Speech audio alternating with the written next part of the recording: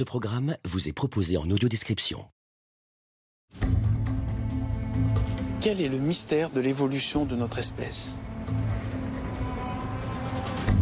Au commencement, l'homme est apparu dans la prairie africaine. Il vivait de cueillette et de chasse au milieu des arbres et de la forêt. Maintenant, il vit dans un autre décor fait de métal, de verre et d'acier. Et du coup, tout l'organisme doit s'adapter dans une circonstance vraiment différente.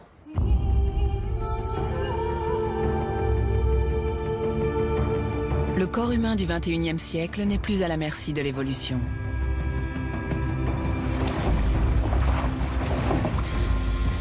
Sciences de pointe, médecine moderne et biologie moléculaire nous permettront bientôt de prendre notre évolution en main.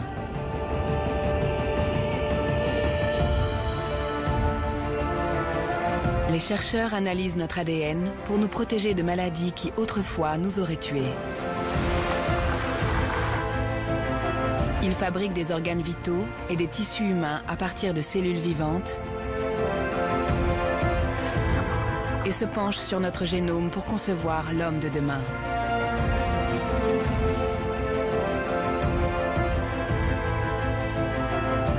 C'est le début d'une nouvelle ère.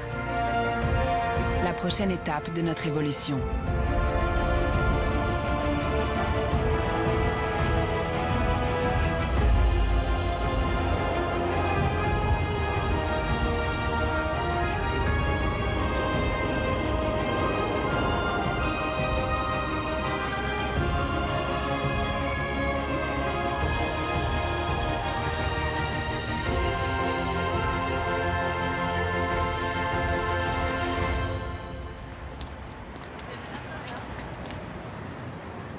L'Homo sapiens est entre l'homme du passé et l'homme du futur. Comparé à l'histoire de la planète, notre apparition, finalement, est très récente. Nous sommes une sorte d'animal tout neuf. Mais nous avons une originalité extraordinaire, c'est que nous sommes le premier animal qui, au lieu de subir l'évolution, arrive maintenant à maîtriser son évolution.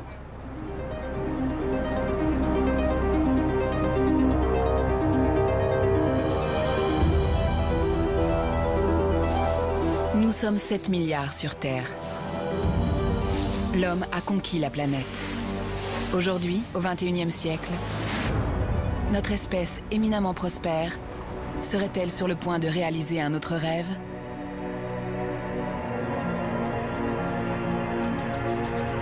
L'immortalité est le désir le plus ancien de l'homme.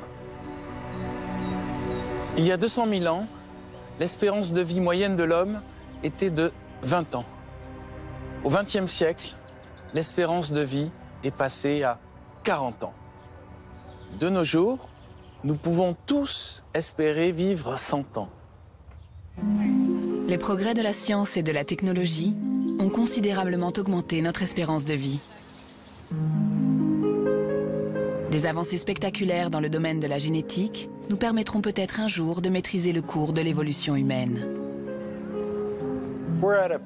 Nous vivons une période de découverte majeure en ce qui concerne l'effet des gènes et de l'environnement sur la santé et la longévité. Aujourd'hui, on peut prédire la manière dont notre espèce évoluera, ou tout du moins quelles seront les forces évolutives qui l'affecteront. La façon dont les scientifiques modifient déjà le corps humain aurait été tout simplement inconcevable il y a 10 ans.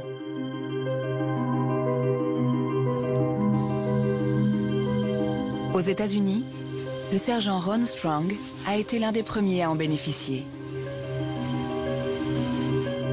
En 2010, il faisait partie du corps des Marines. On nous avait envoyé à Marja, une ville de la province de Helmand, au sud-ouest de l'Afghanistan. C'était une journée comme les autres. On patrouillait dans les rues.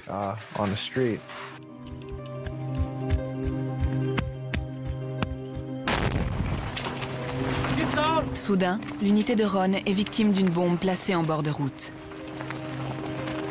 Quand l'engin a explosé, c'est mon côté droit qui a pris.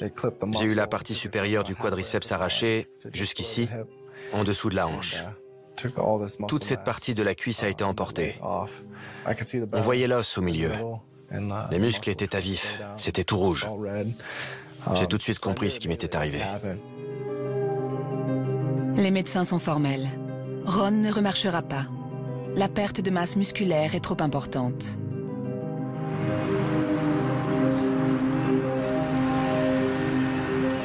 À l'université de Pittsburgh, une équipe de chercheurs étudie divers moyens de régénérer des parties du corps humain. La jambe gauche de Ron constitue pour eux un vrai défi. Notre objectif est de changer fondamentalement la réponse du corps à une blessure. Les tissus musculaires de la jambe sont parmi les seuls à pouvoir se régénérer après une blessure légère. Mais quand c'est plus grave et qu'il y a une grande perte de tissu, ça dépasse la capacité de régénération du patient. Il a besoin d'un coup de pouce. La jambe de Ron est trop abîmée pour cicatriser naturellement. Les chercheurs de Pittsburgh prennent donc le relais. Ils commencent par fabriquer un échafaudage de protéines animales sur lequel les cellules musculaires pourront se développer. C'est ce qu'on appelle la matrice extracellulaire. Puis des chirurgiens implantent la matrice dans sa jambe. En se décomposant, elle mobilisera les cellules souches de l'organisme. Elle envoie un signal aux cellules saines adjacentes qui leur dit « Au lieu de traiter la zone comme une lésion avec une réaction inflammatoire et des tissus cicatriciels, il faut plutôt la reconstruire. » Les propres cellules de Ron ont permis de reconstituer son muscle. Quelques semaines plus tard, il pouvait de nouveau marcher correctement et même courir.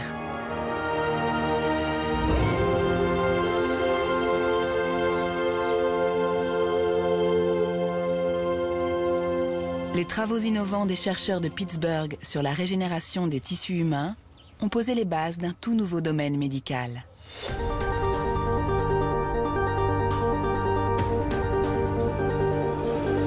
Ailleurs, des techniques similaires sont utilisées pour créer des organes entiers.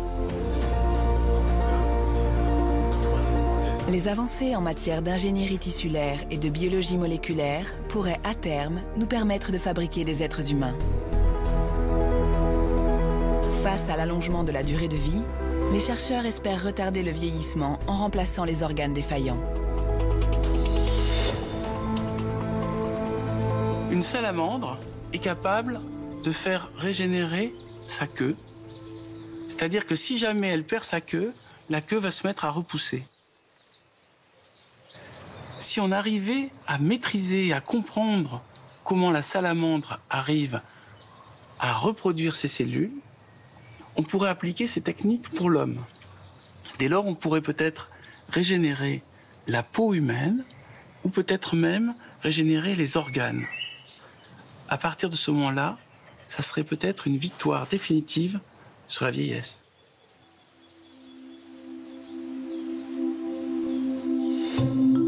Telle est la vocation de la médecine régénérative. La médecine régénérative consiste à exploiter la faculté du corps humain à se réparer. On donne souvent l'exemple de la salamandre, qui, lorsqu'elle perd un de ses membres, peut le faire repousser en une semaine. On dit souvent, si la salamandre peut le faire, pourquoi pas nous? Eh bien si, on peut le faire. Et d'ailleurs, on le fait tout le temps. Là où ça se complique, c'est quand le corps est malade ou blessé.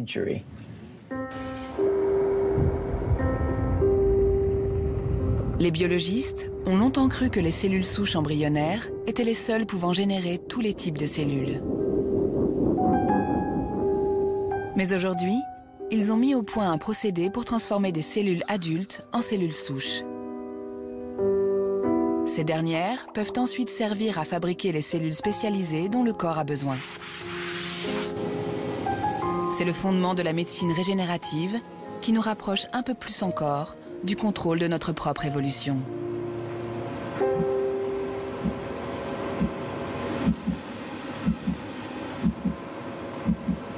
Des pionniers utilisent la technologie des cellules souches pour créer des organes de toutes pièces. Nous nous sommes fixé le défi de fabriquer des tissus à partir des propres cellules du patient. Le but est de créer des organes à la demande. sans le moindre risque de rejet. On commence à développer des outils permettant de remplacer de plus en plus de parties du corps.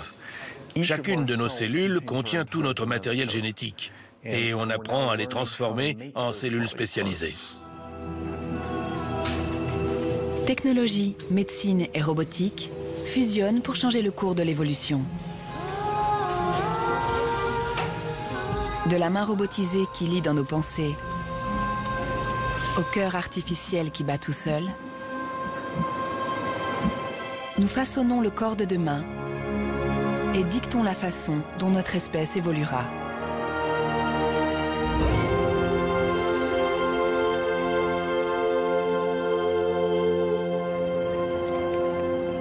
Les progrès de la science et de la médecine ne sont pas les seuls à affecter l'évolution de notre espèce. Le phénomène de sélection naturelle ne peut plus suivre le rythme du monde en rapide mutation dans lequel nous vivons. Notre environnement a plus changé au cours des derniers siècles qu'à n'importe quelle autre période de notre histoire.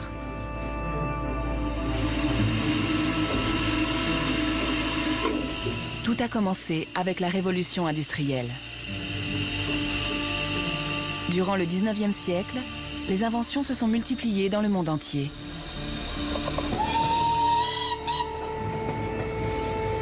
Ce phénomène a marqué le début de l'ère moderne et initié un nouveau mode de vie.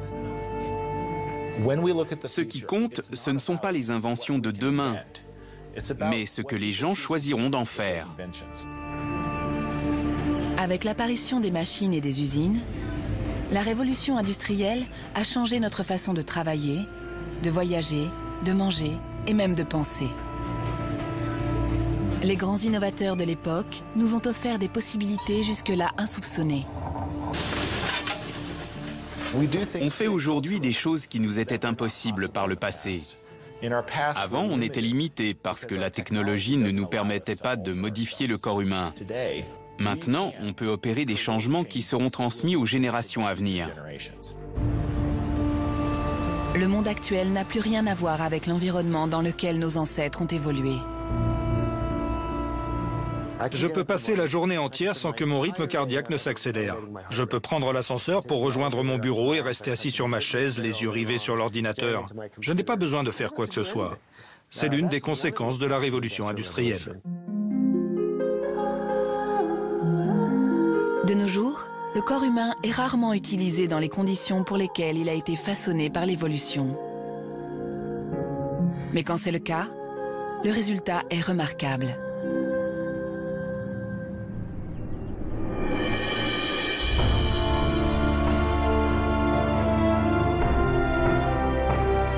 Au nord du Mexique, de hauts plateaux volcaniques entrecoupés de profondes gorges forment l'un des reliefs les plus accidentés au monde. C'est ici, dans les Barrancas del Cobre, que vivent les Tarahumara, dont le nom signifie « ceux qui ont les pieds légers ».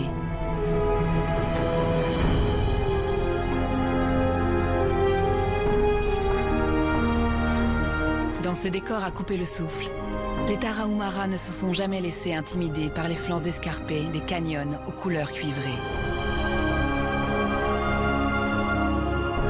Pendant des heures, ils courent sur des chemins étroits à des hauteurs vertigineuses.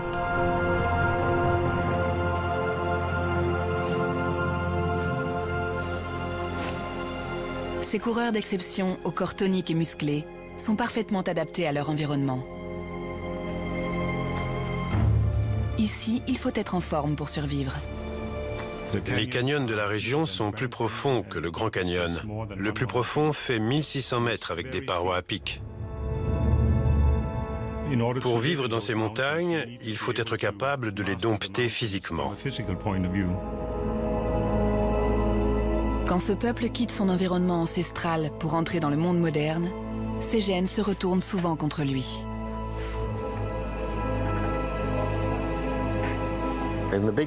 Du point de vue de la santé, je peux vous dire que les Tarahumara qui vivent en ville n'ont rien à voir avec ceux qui sont restés dans les montagnes.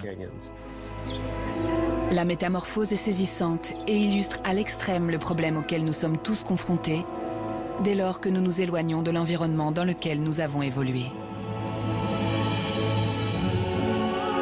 Au fil de l'évolution humaine, les gènes permettant de stocker la graisse nous ont été très utiles.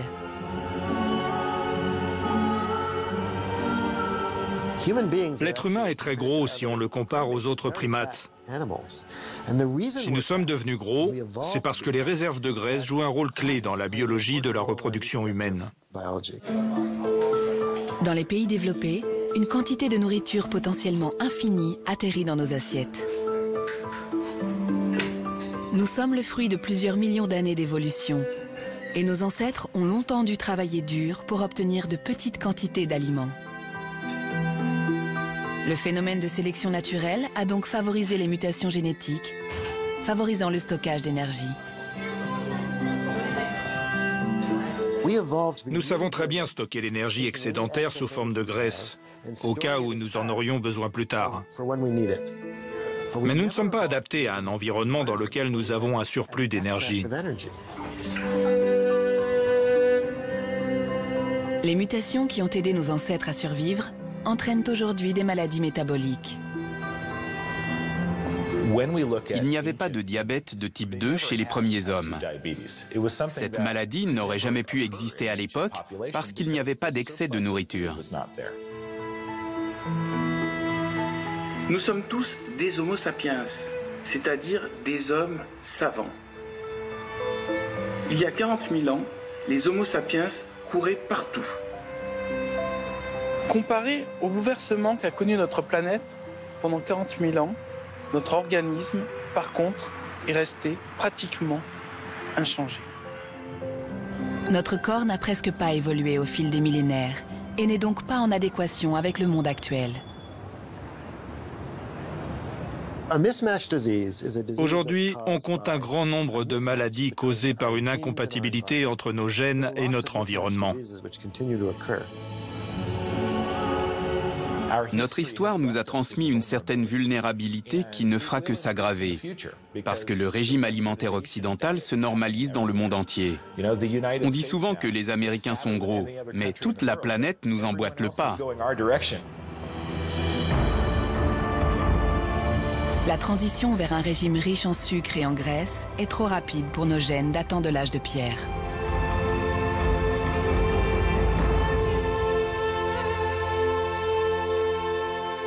L'exemple des Tarahumara du Mexique est particulièrement frappant. Dans leur village traditionnel, au milieu des canyons, ils ont un régime alimentaire très simple. Ils broient du maïs pour confectionner des tortillas et des bouillies plus ou moins épaisses, appelées pinole. Lorsque la nourriture se fait rare, les gènes permettant de stocker la graisse deviennent un atout. S'ils n'étaient pas en mesure de faire des réserves pour les périodes de vaches maigres, ils mourraient tout simplement. Ils ont besoin de ce caractère génétique pour survivre. Les terres des Tarahumara sont particulièrement isolées.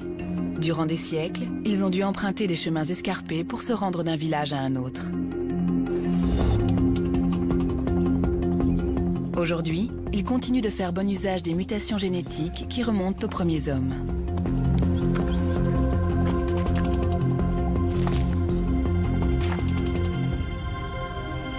Mais leurs gènes jouent en leur défaveur dès qu'ils quittent les montagnes.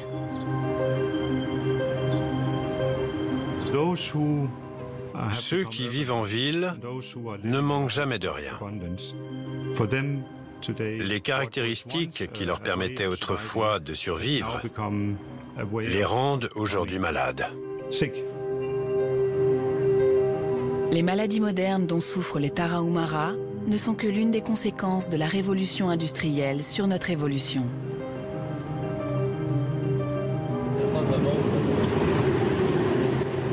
Actuellement, les chercheurs portent une attention particulière à l'épidémie d'obésité.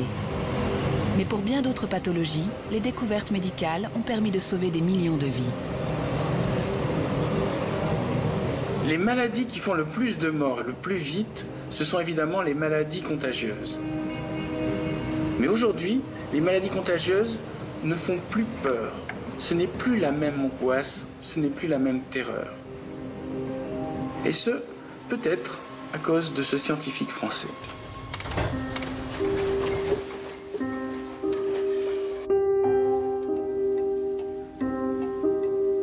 En 1862, le chimiste Louis Pasteur mène une expérience qui changera le cours de l'histoire.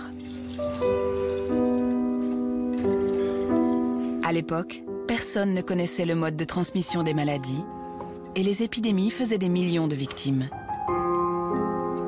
Pasteur a prouvé que les maladies se transmettaient par les microbes. Ses travaux ont mené à la vaccination généralisée qui, depuis, a sauvé un nombre de vies incalculable. C'est le grand succès de la médecine du 19e siècle. L'espérance de vie a fait un énorme bond en avant.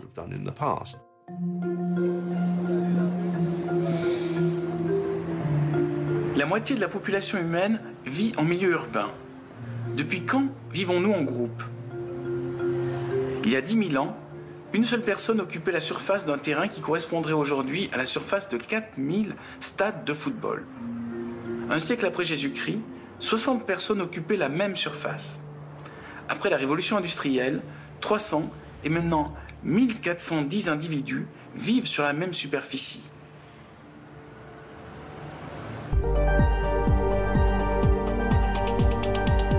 Au cours du XXe siècle, les pionniers de la médecine moderne ont trouvé de nouvelles armes pour combattre les maladies, aidant ainsi l'espèce humaine à atteindre les 7 milliards d'individus. Cette croissance rapide de la population pourrait affecter la façon dont nous évoluons.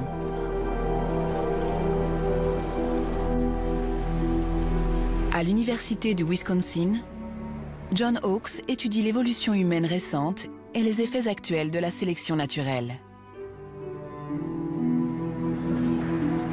Notre population est en plein essor. Se pourrait-il que nos mutations accélèrent le rythme de l'évolution ? Darwin avait prédit que plus la population augmenterait, plus il y aurait de mutations et de chances de sélection. Donc, le nombre d'habitants augmente la probabilité d'adaptation. D'infimes variations ou mutations se produisent quand les cellules se divisent. Ce qui peut entraîner des changements lorsqu'elles sont transmises à nos descendants. Vu qu'il y a de plus en plus d'humains, il y a aussi de plus en plus de mutations génétiques parmi cette population humaine. Quel genre de mutations sont encore à venir? Dans quelle direction ces nouvelles mutations dirigeront-elles l'évolution? Les mutations, c'est un peu comme la roulette au casino. On a de très fortes chances d'avoir un mauvais résultat, de grandes chances qu'il soit ni bon ni mauvais, et une petite chance d'avoir un très bon résultat. Nos connaissances actuelles en génétique nous permettent de corriger certains effets néfastes des mutations. Et cela pourrait changer le cours de l'évolution. Certains s'inquiètent de l'augmentation du taux de survie due à la technologie. Aujourd'hui, on peut réchapper à de nombreuses maladies et avoir des enfants, alors qu'auparavant, elles nous auraient été fatales. Le processus de sélection naturelle aurait dû s'arrêter. Mais en réalité, depuis 10 000 ans, l'évolution humaine s'est accélérée. C'est une découverte fascinante que l'on ne soupçonnait pas avant de commencer à étudier la génétique. Pour mieux comprendre ce phénomène, des chercheurs ont décidé d'examiner notre ADN en profondeur. En 2003, le projet Génome humain est parvenu à réaliser le séquençage complet de notre ADN. Cette réussite a marqué un nouveau chapitre dans l'histoire de l'évolution humaine. Nous avons ainsi pu identifier des caractéristiques individuelles en examinant le contenu de nos gènes.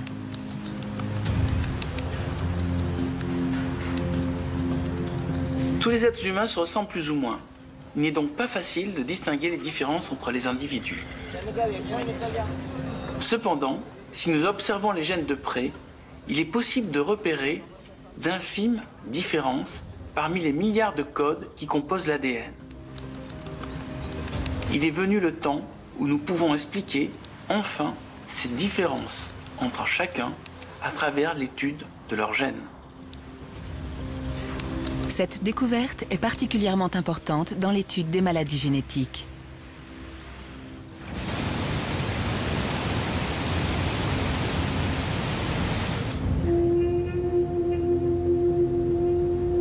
Voici les îles Féroé, perdues dans l'Atlantique Nord. Cet archipel battu par les vents est devenu un avant-poste de la médecine génétique. Un ennemi invisible frappe cette communauté isolée. Franz Janssen souffre d'une maladie génétique rare appelée déficit en transporteur de la carnitine. Sa famille a payé un lourd tribut à cette maladie due à une mutation génétique. Lui, c'est mon plus jeune frère, Edmund. Il est mort en 2007. Il avait 21 ans. Et là, c'est moi. J'ai été diagnostiqué le lendemain de sa mort. La carnitine aide le corps à transformer les acides gras en énergie. Cette réaction n'a pas lieu chez les patients atteints.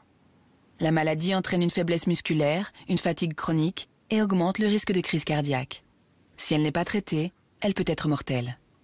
Je me fatigue vite quand je fais des efforts. Parfois, je ne peux même pas bouger. Ailleurs dans le monde, cette maladie est extrêmement rare. Mais dans les îles Féroé, elle touche un habitant sur 300. Mes deux parents étaient porteurs du gène. Donc, j'ai la maladie. Et comme ma femme est également porteuse, nous l'avons transmis à notre fille. Pour comprendre ces statistiques inquiétantes, il faut remonter dans le passé des Féringiens. Les Vikings ont colonisé les îles Féroé il y a plus de 1000 ans. Depuis, il y a eu peu de mouvements migratoires et la population s'est retrouvée isolée.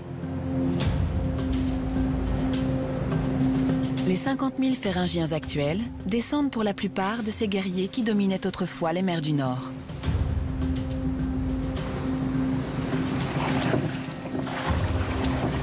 Sur le plan génétique, c'est l'une des populations les moins diversifiées de l'hémisphère Nord. Et le gène responsable du déficit en transporteur de la carnitine s'y est régulièrement transmis.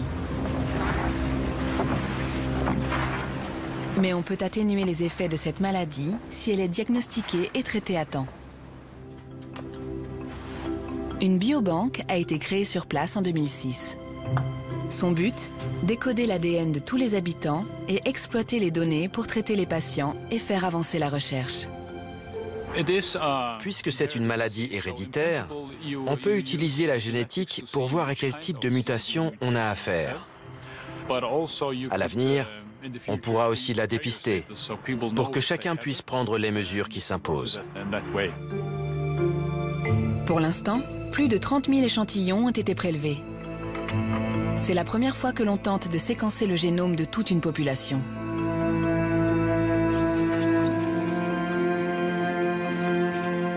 Savoir ce que cache notre ADN permet de faire des choix qui peuvent contrebalancer les effets des gènes responsables de maladies.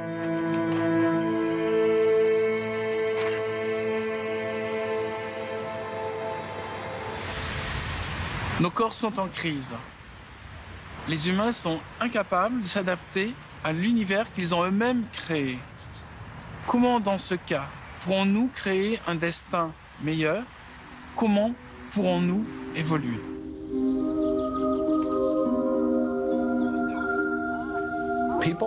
Aujourd'hui, on commence à utiliser les tests génétiques pour décider si on veut des enfants lorsqu'on est porteur d'un gène déficient. Dans certaines populations, le taux de maladie génétique est en déclin parce que la technologie permet de faire un choix éclairé. Les avancées technologiques mettront-elles un terme au processus de l'évolution qui a débuté il y a plusieurs milliards d'années? Pendant 4 milliards d'années, tout s'est déroulé comme Darwin l'avait prévu. Il y avait d'un côté la sélection naturelle et de l'autre des mutations aléatoires. Mais depuis quelques siècles, et surtout depuis 30 ans, nous avons radicalement changé la logique de l'évolution. Nos connaissances actuelles en génétique nous permettent d'influencer le phénomène de sélection naturelle et de modifier l'ADN d'une famille entière.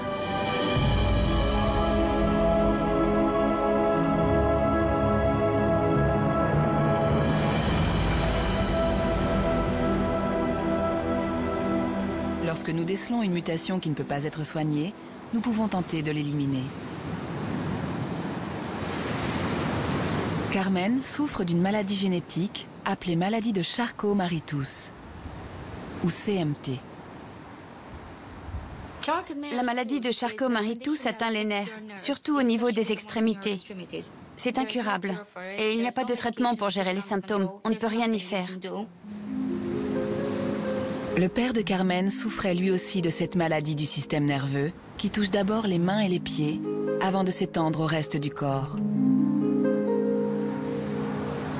Lorsque Carmen et son époux Gabriel ont décidé de fonder une famille, ils ont tout mis en œuvre pour ne pas transmettre la CMT à leurs enfants. Je ne voulais surtout pas que mon bébé ait à vivre ce que mon père avait subi. Ils ont donc demandé conseil à une généticienne. Je lui ai expliqué que je voulais un enfant et que j'aimerais savoir quelles étaient nos chances d'avoir un bébé en bonne santé. Elle nous a dit qu'il avait une chance sur 2 d'avoir la CMT. Pour être sûr de ne pas transmettre la mutation à son enfant, il n'y avait qu'une solution, la fécondation in vitro. Une moitié des embryons étaient susceptibles de présenter le gène défectueux et l'autre non. Grâce à la technique du diagnostic préimplantatoire, les médecins ont examiné les embryons fécondés à la recherche du gène responsable de la CMT. Ces gènes défectueux sont transmis de génération en génération, mais les technologies actuelles sont suffisamment avancées pour les identifier. Sans toutes les informations dont on dispose aujourd'hui sur le génome humain, on ne pourrait pas dépister cette mutation, ni d'autres mutations de ce type. Le séquençage du génome a été une véritable révolution. Malgré cela, la tâche est colossale. Il y a plusieurs centaines de milliers de points à examiner sur le génome. Les scientifiques ont d'abord dû identifier la mutation responsable de la CMT. Ensuite, Carmen et Gabriel ont fait une FIV et leurs embryons ont été examinés pour déceler la mutation. En s'appuyant sur une technologie de pointe, les médecins ont réussi à l'isoler en quelques jours seulement. Puis, ils ont sélectionné un embryon non porteur. C'est ainsi qu'a été conçu Lucas, enfant du XXIe siècle. Les chances que Lucas voie le jour auraient été proches de 0 il y a 50 ans. Mais l'humanité a évolué, la technologie aussi. On est devenu plus ouvert d'esprit, on voit les choses différemment et voilà le résultat. Une chose est sûre, la CMT ne touchera plus la descendance de Carmen. Comme mon père était fils unique, la mutation n'a été transmise qu'à lui. Et comme moi aussi je suis fille unique, je serai la dernière de la famille à souffrir de cette maladie. C'est ça l'avenir. Un jour, il n'y aura plus de maladies. On les aura toutes éradiquées. Les interventions de ce genre éliminent les maladies génétiques beaucoup plus rapidement que n'aurait pu le faire le phénomène de sélection naturelle. C'est la version moderne de l'évolution. Il existe maintenant des techniques d'édition génomique. On peut manipuler le génome, sélectionner des embryons, et tout cela peut encore être considéré comme faisant partie du mécanisme de sélection naturelle. La sélection par l'homme est-elle plus efficace que celle opérée autrefois par la nature? Aujourd'hui, la technologie nous permet de modifier l'ADN. Nous pouvons amorcer des changements qui seront transmis aux générations futures. Si je devais imaginer l'avenir, je dirais qu'il y a de grandes chances pour que les changements les plus importants soient opérés par l'homme. Et ça fait peur, parce que ça veut dire que l'évolution n'est plus un phénomène naturel, mais artificiel. La maîtrise de nos caractéristiques génétiques serait-elle à notre portée? Cette période de découverte va se poursuivre dans les décennies à venir et elle va nous offrir de nouveaux moyens d'influencer notre santé.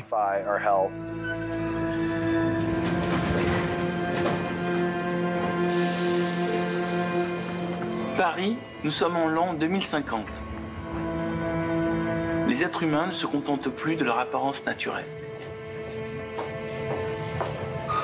En l'an 2050, on trouvera des publicités qui nous permettent d'acheter de l'ADN, qui permet de maigrir, qui permet de grandir, qui permet d'avoir des idées.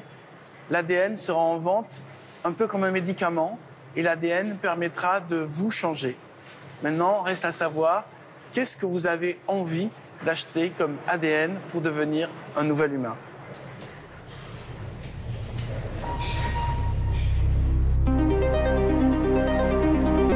En 2016, la Grande-Bretagne a été le premier pays au monde à autoriser la manipulation génétique d'embryons.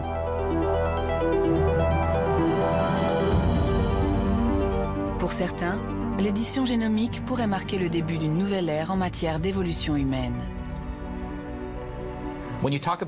Quand on parle de sélection d'embryons, il faut savoir que les enfants ont été conçus naturellement. On choisit simplement les meilleurs. Par contre, quand on commence à toucher au génome, ça n'a plus rien à voir. Au lieu de choisir l'embryon qui a le plus de qualités, on peut lui donner toutes les qualités possibles et imaginables. Et du coup, la probabilité d'obtenir un résultat hors norme, complètement différent de ce qu'on connaît actuellement, est beaucoup plus grande. À l'Institut de génomique de Pékin, les chercheurs étudient les gènes pouvant être modifiés chez l'embryon. Ils cherchent notamment à identifier les gènes associés à l'intelligence. Il est prouvé que les individus dotés d'une intelligence supérieure présentent une configuration génétique particulière. Quand la technologie sera au point, il est clair que cela aura un impact énorme sur l'avenir de l'homme. Alors que certains scientifiques traquent les gènes de l'intelligence, d'autres continuent de se consacrer à l'évolution du corps humain.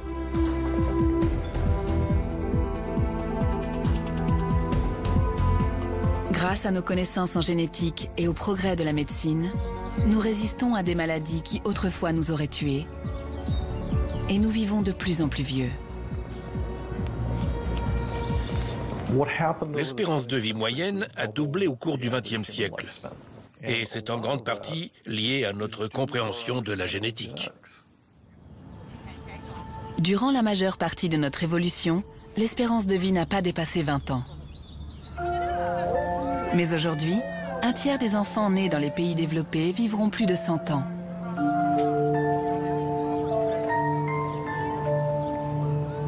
Il ne reste plus qu'à trouver le moyen de maintenir le corps humain en bonne santé.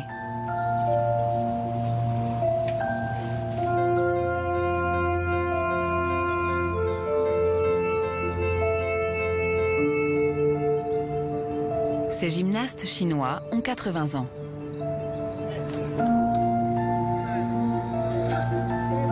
Leurs prouesses amènent à se demander pourquoi nous ne sommes pas égaux face au vieillissement.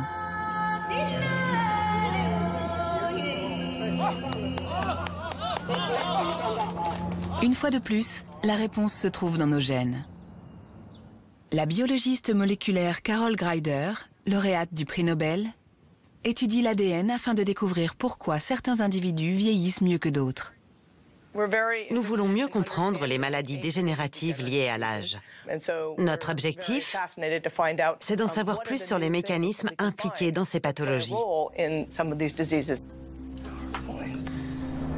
La scientifique étudie les chromosomes, des structures en forme de filaments qui contiennent tous nos gènes. Les extrémités des chromosomes sont protégées par ce qu'on appelle des télomères. Ça ressemble aux embouts plastiques à l'extrémité des lacets et ça évite que le patrimoine génétique ne se disperse. C'est grâce à la division cellulaire que le corps humain grandit et évolue. Mais à chaque fois que nos cellules se divisent, les télomères raccourcissent et les chromosomes se détériorent, nous rendant ainsi plus vulnérables aux maladies. Plus les cellules se divisent, plus la taille des télomères diminue. Ce phénomène se produit tout au long de la vie. En vieillissant, on devient plus sensible aux maladies liées à l'âge parce que les télomères sont plus courts. L'insuffisance médulaire, certaines maladies du foie, la fibrose pulmonaire, tout cela se produit lorsque les télomères sont très raccourcis. Nous espérons trouver le moyen de les rallonger.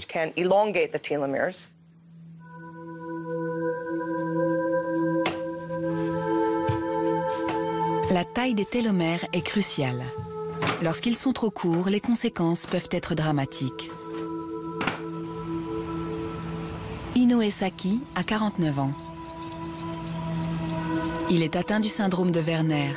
Son corps est incapable d'assurer le maintien des télomères à chaque division cellulaire. Depuis qu'il a été diagnostiqué il y a 10 ans, la maladie l'a rendu méconnaissable. Le raccourcissement rapide des télomères a entraîné une perte de cheveux et un vieillissement cutané prématuré. Il a également plus de risques de développer un cancer et de l'athérosclérose.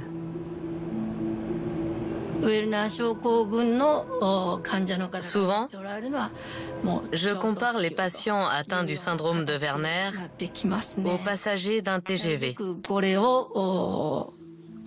Et moi, je fais tout pour que le train ralentisse. Le syndrome de Werner est la forme la plus extrême d'un phénomène qui nous concerne tous.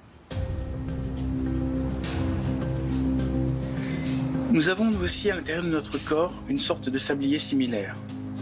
C'est la longévité et elle aboutit à une chose, la vieillesse. Mais on pourrait imaginer que dans le futur, on soit capable de maîtriser ce sablier et qui sait, de faire des miracles et d'en inverser le cours. Afin de préserver la longueur des télomères pendant la division cellulaire, le corps humain produit une enzyme appelée télomérase. Des biologistes moléculaires veulent trouver le moyen de la synthétiser pour l'injecter dans les cellules défectueuses. Les cellules contiennent très peu de télomérase. Alors on s'est dit qu'en augmentant l'activité de cette enzyme sur une courte période, ça allongerait peut-être les télomères. Le résultat a dépassé nos espérances. C'est comme si on appuyait sur l'accélérateur d'une voiture. On étudie la longueur des télomères pour mieux comprendre la prédisposition à certaines maladies. En modifiant leur taille, on peut aider les sujets prédisposés à ne pas tomber malades et donc augmenter leur espérance de vie. Ils vivront plus longtemps. On comprend de mieux en mieux la génétique, le rôle des télomètres et les différents aspects du vieillissement. L'homme mourra toujours, mais on arrivera peut-être à lutter contre les effets du temps.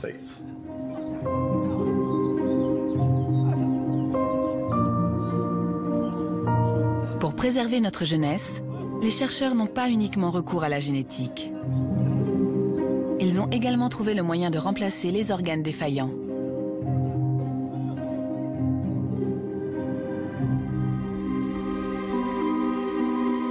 La reconstruction du corps d'un patient à partir de ses propres cellules n'est pas encore tout à fait une réalité, mais cela ne saurait tarder. Et lorsque cette technique sera au point, les générations futures en seront radicalement transformées.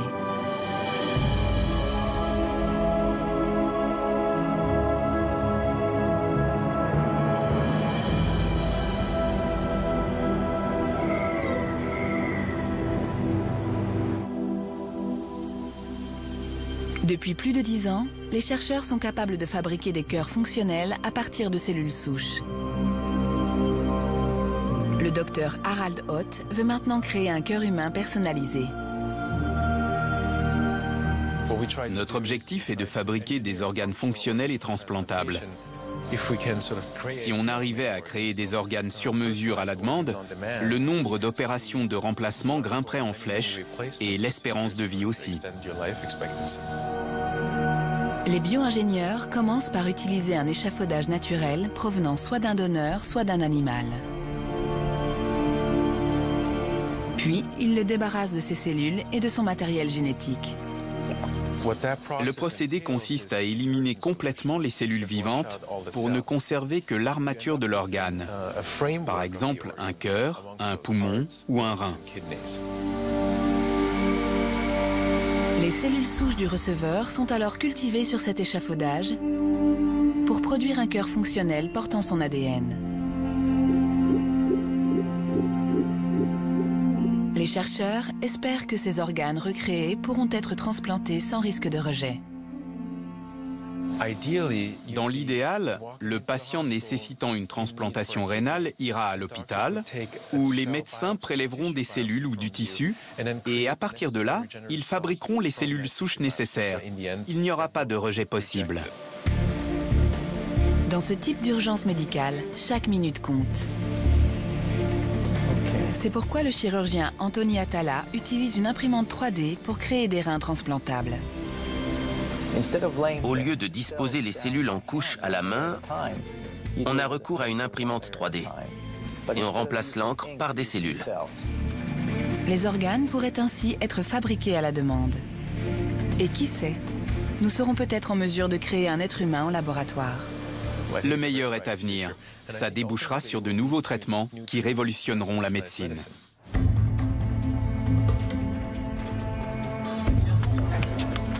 Avant, on considérait que l'homme était juste issu d'un plan de Dieu. Mais depuis qu'on a découvert l'ADN et qu'on est arrivé à décoder le génome, l'homme a pris la maîtrise du secret qui était inscrit dans ses noyaux. Notre génération est probablement la première génération à pouvoir décider de ce qui va arriver à nos enfants et à nos petits-enfants. Nous pouvons faire un monde meilleur pour nous, mais aussi pour la planète. Le corps humain a fait beaucoup de chemin depuis l'apparition des premiers hominidés sur Terre, il y a 4 millions d'années. Nul ne sait ce que nous réserve l'évolution. Mais peut-être que grâce aux avancées de la science, l'homme deviendra un jour immortel.